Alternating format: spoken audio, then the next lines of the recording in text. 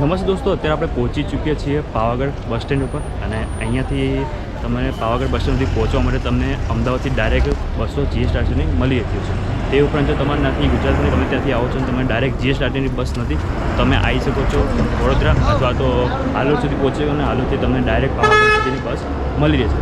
અહીંયાથી આપણે જવાનું છે માછી ગાંવ સુધી, તેની માટે તમને અહીંયાથી બસો મળી છે. તે ઉપરાંત અહીંથી બહાર નીકળશો તો ત્યાંથી તમને ટેક્સી મળી જશે. ટેક્સી દ્વારા તમે માછી સુધી પહોંચી શકો. ત્યાં મહાકાળી માતાનું મંદિર આવેલું છે. દોસ્તો, પાવાગઢ માછી ગાંવથી માત્ર 5 કિલોમીટરના અંતરે આવેલું છે. તમે જો બસ સ્ટેન્ડની સામેથી તુફાન ના મળે તો તમે આ ગેટ પાસે આવેલું છો, ત્યાંથી તમને તુફાન મળી રહેશે, જે તમને પર પર્સન 30 રૂપિયાના ચાર્જથી તમને માછી ગાંવ સુધી પહોંચાડતા હોય છે. જો તમે પર્સનલ તુફાન કરવા માંગતા હો તો તેના 500 રૂપિયા જેટલો ચાર્જ લેતા હોય છે, જેમાં 15 લોકો જેટલા તમે અંદર બેસી શકો છો.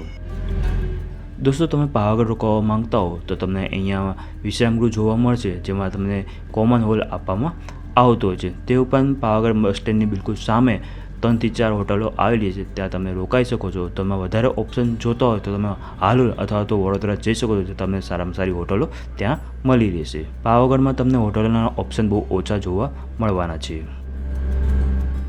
મંદિર પાસે પહોંચો તો તમને ત્યાં પાર્કિંગ વ્યવસ્થા આવેલી છે. તમારે પોતાનું પર્સનલ વ્હીકલ લઈને ઉપર જઈ રહ્યા છો તો ત્યાં પણ તમે પાર્ક કરી શકો છો. જ્યાં તમને ઉતારતા હોય છે ત્યાંથી થોડા આગળ આવશો તો ત્યાં તમને રોપવે જોવા મળી જશે. તમારે જો રોપવે દ્વારા જવું હોય તો અહીંથી તમે જઈ શકો રોપવે દ્વારા, અને જો સીડીઓ દ્વારા ચડીને જવું હોય તો સામે સીડીઓ આવેલી હોય, તમે સીડીઓ દ્વારા ઉપર જઈ શકો છો. દોસ્તો, તમે આજ ગેટ ઉપર જોયા છો 1800 સીડીઓ લખેલી છે, પરંતુ ઉપર પહોંચતા સુધી મંદિર સુધી તો 2000 જેટલા સ્ટેપ આવેલા છે. અને તમે સામાનને એવું રાખવું હોય તો નીચે દુકાનો પણ આવેલી છે, ત્યાં તમે તમારો સામાન મૂકી શકો છો. અને નાની મોટી દુકાનો તમને બહુ બધી જોવા મળશે, જ્યાં તમને ભગવાનનો પ્રસાદ માટેની દુકાનો, તે ઉપરાંત અલગ અલગ વસ્તુની દુકાનો તમને અહીંયા જોવા મળશે. જો તમારે કંઈક પરચેસ કરવું હોય તો અહીંયા કરી શકો છો. સીડીઓ દ્વારા ઉપર જશો તો તમને અહીંયા નાના મોટા મંદિરોના પણ દર્શન થવાના છે. આ તમે જોઈ રહ્યા છો કે રોપવેનો આવો ખૂબસૂરત નજારો તમને અહીંયા જોવા મળવાનો છે.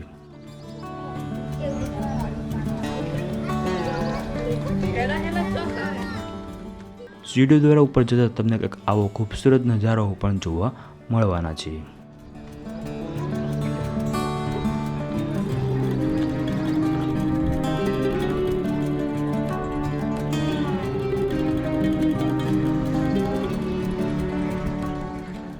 સીડીઓ દ્વારા ઉપર જશો તો તમને અહીંયા કંઈક પુરાણા ગેટ જોવા મળવાના છે. તે ઉપરાંત જૂની ઇમારતો પણ તમને અહીંયા જોવા મળશે. દોસ્તો, તમે અહીંયા રોપવે દ્વારા ઉપર જવું હોય તો રોપવે દ્વારા પણ ઉપર જઈ શકો છો. નોર્મલ ટિકિટ 150 રૂપિયાની હોય છે, જેમાં તમે ઉપર જવાનું અને આવવાનું બંને ઇન્ક્લુડ હોય છે. જો તમે વન સાઈડ તમે જવા માંગતા હો ઉપરથી રિટર્ન માત્ર તો 120 રૂપિયાની ચાર્જ દઈને ઉપરથી તમે રિટર્ન આવવું હોય તો રિટર્ન પણ આવી શકો છો. અને નાના છોકરાના 80 રૂપિયા જેટલો ચાર્જ લેવામાં આવતો હોય છે. રોપવે દ્વારા તમે ઉપર જશો તો માત્ર 5 મિનિટમાં તમે ઉપર સુધી પહોંચી જતા હોવ છો. રોપવેની અંદરથી તમને કંઈક આવા ખૂબસૂરત નજારાઓ તમને જોવા મળવાના છે.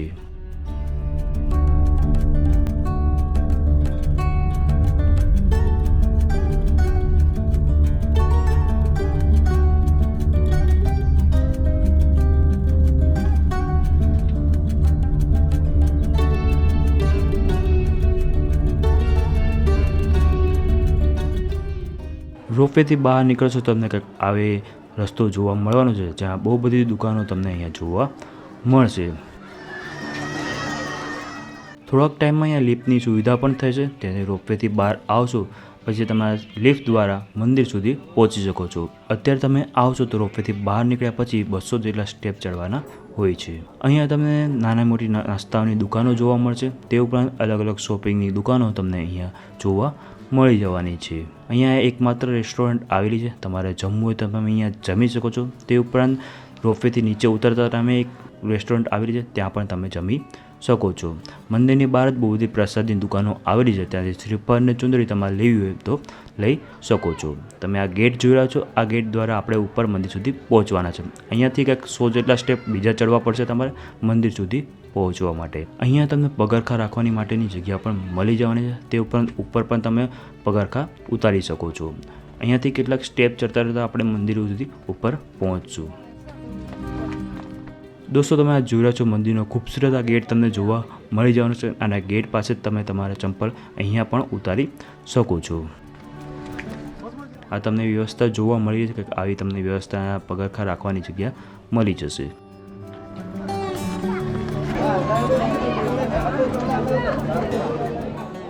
આ ગેટ ઉપર તમે શંકર ભગવાનની ખૂબસૂરત મૂર્તિ જોવા મળી જશે. અહીંયા આવતા જ તમને માતાજીનું વાહકના દર્શન થઈ જવાના છે. આ ગેટ તમે જોઈ રહ્યા છો, બહુ ખૂબસૂરત આ ગેટ તમે જોઈ રહ્યા છો અને સામે તમને મંદિરના પણ દર્શન થઈ રહ્યા છે. આ ખૂબસૂરત આ મંદિર તમે જોઈ રહ્યા છો, બહુ ખૂબસૂરત લાગી રહ્યું છે. અને અહીંયા બહારની સાઈડ તમને બેસવાની સુવિધા પણ આવેલી, તમે બેસી પણ શકો છો. આ તમે મંદિરનો પ્રવેશ દ્વાર જોડે, બહુ ખૂબસૂરત આ પ્રવેશ દ્વાર તમને જોવા મળવાનો છે. બંનેની બાજુની સાઈડ પણ બહુ બધી બેસવાની જગ્યાઓ આવેલી છે, તો તમે ત્યાં બેસીને શકો છો. અને કંઈક આવું તમને મંદિર અહીંયા જોવા મળવાનું છે.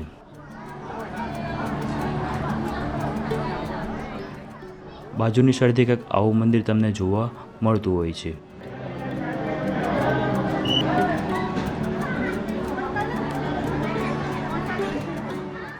આ મંદિરનો તમે શિખર ભાગ જોઈ રહ્યા છો.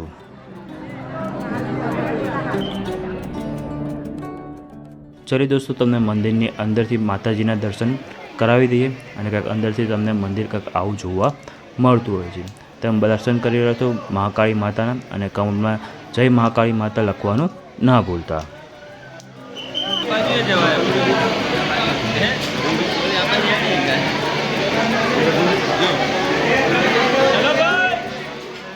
મંદિર પાસે તમને આ બટુક ભૈરવના પણ દર્શન થઈ જવાના છે.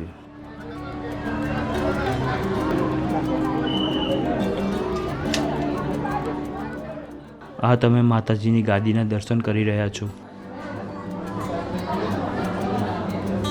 આ તમે મંદિર જોઈ, મંદિરની બિલકુલ પાછળની સાઈડ તમે પ્રસાદનું કાઉન્ટર મળી છે, ત્યાંથી તમે પ્રસાદ લઈ શકો છો. અહીંયા તમે સાકર તુલા પણ જોઈ શકો છો. તમે કોઈક સંતાન પ્રાપ્તિની માનતા માની હોય કે એવું માનતા હો તો એ પૂરી થતાં તમે આ સાકર પણ ચડાવી શકો છો.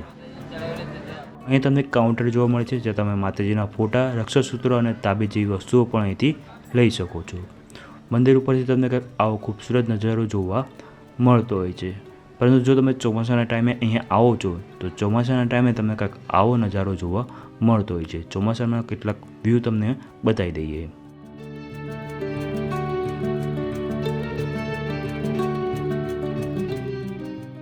પાવાગઢ આવવાનો બેસ્ટ ટાઈમની વાત કરીએ તો તમે ચોમાસાના ટાઈમે અને શિયાળાના ટાઈમે આવશો તો તમને સૌથી વધારે મજા આવવાની છે.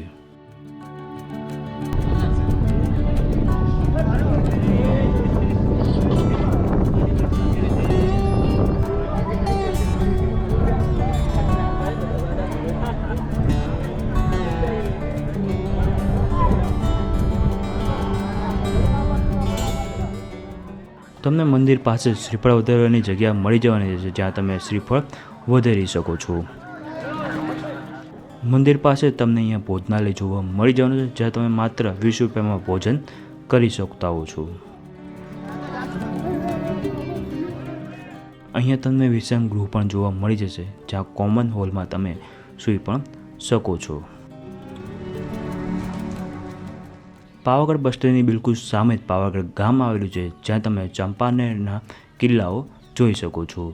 કંઈક નજારો તમને કંઈક આવો જોવા મળવાનો છે, જ્યાંનું એન્ટ્રી ટિકિટ માત્ર 35 રૂપિયા હોય છે અને 1 થી 2 જગ્યા અહીંયા જોવા જેવી છે.